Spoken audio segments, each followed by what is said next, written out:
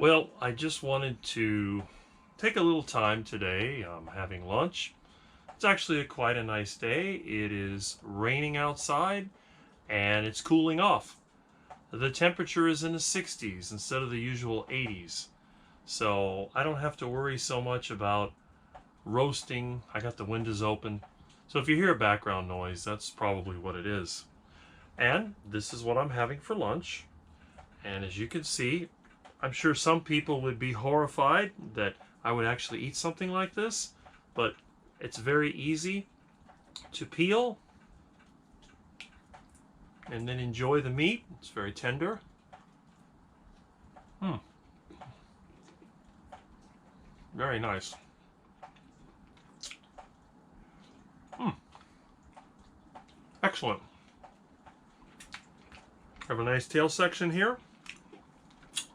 It's a little hot, but we can deal with that. Again, it peels very easily. Look at all that delicious meat ready to go. So I'm going to have a very nice lunch, and there's more of it in the pot. Very nice, but I'm sure you don't want to see me eat. This is not one of those eating videos. The main thing that I wanted to do was to give you a little update as to what's been happening. Now, as you know, next week starts a new year. So for now, I'm dealing with some of the challenges that I had in the previous year. Obviously, one of them is a leaky roof, but I have that under control. I have a tarp over it, and I'm working on gathering materials. And when I have enough materials, I'm going to go ahead and make repairs, and that problem will be over. The other one, of course, is my truck, which, as you probably know, the beginning of November became too difficult to keep running. The compression is low, it's very difficult to start, and when I go somewhere, I never know if I'm going to be stranded.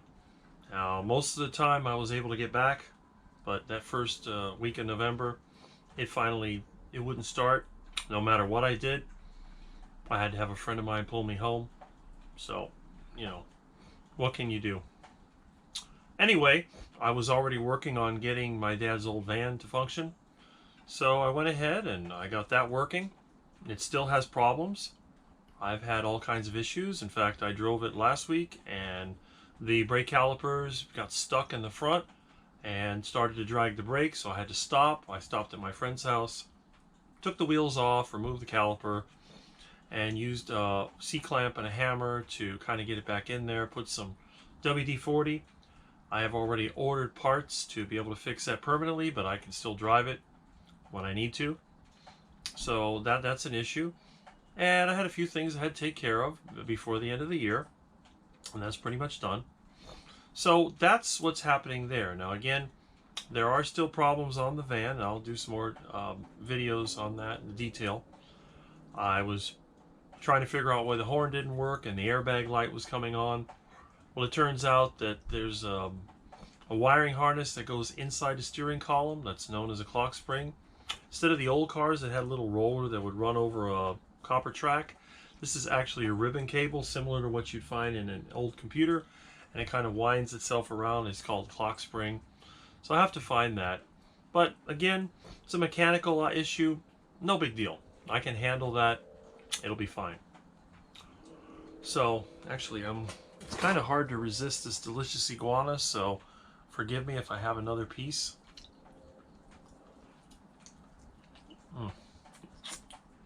So good.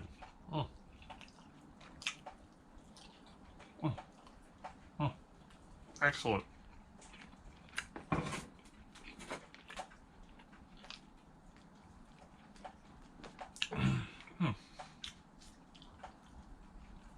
Isn't that Colonel Sanders used to say it's finger licking good?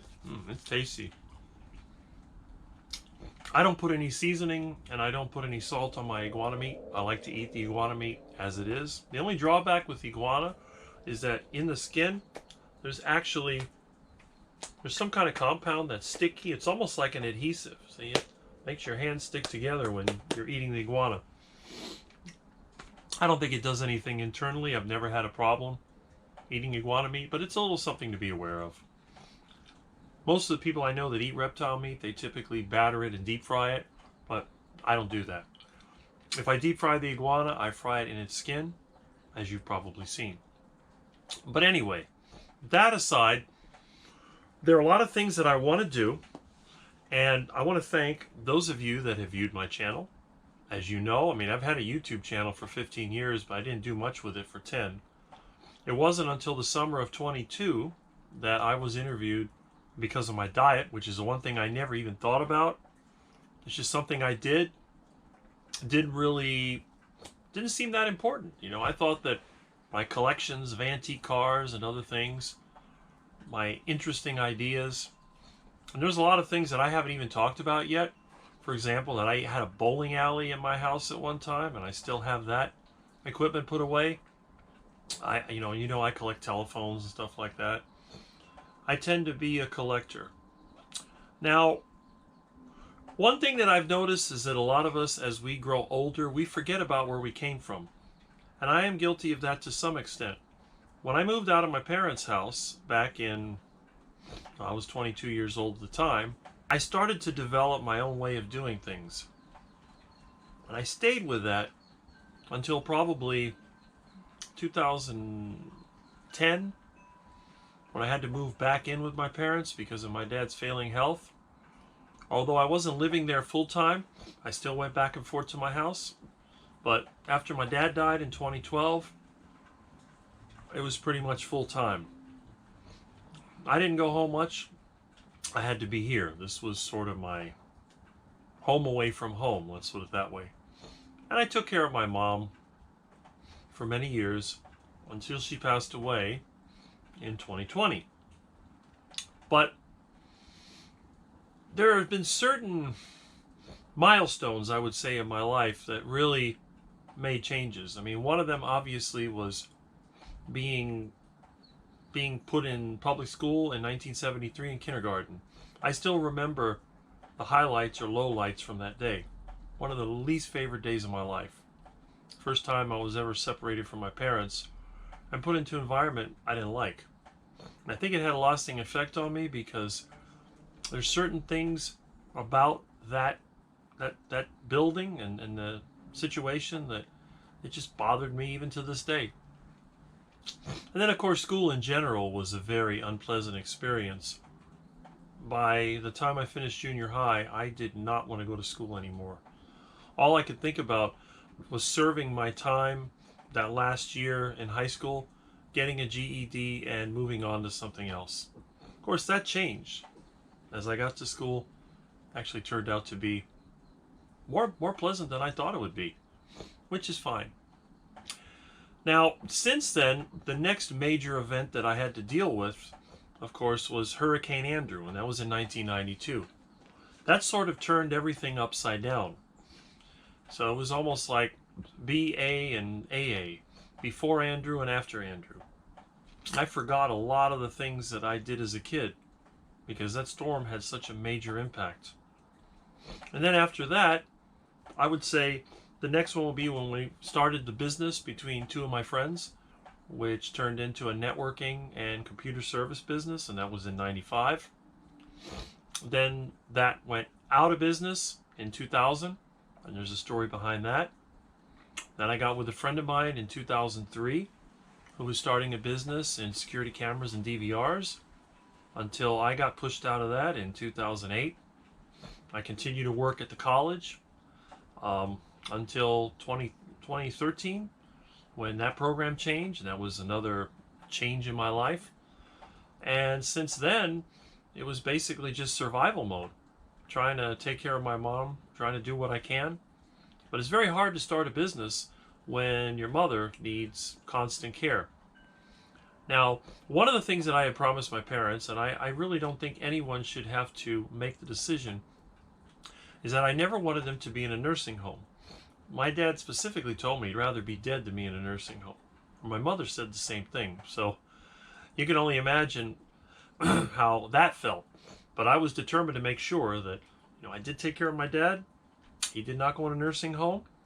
I made sure my mom did not go in a nursing home. Now, they did go in a nursing home for a couple of weeks for rehabilitation. But I actually found out that home rehabilitation work better.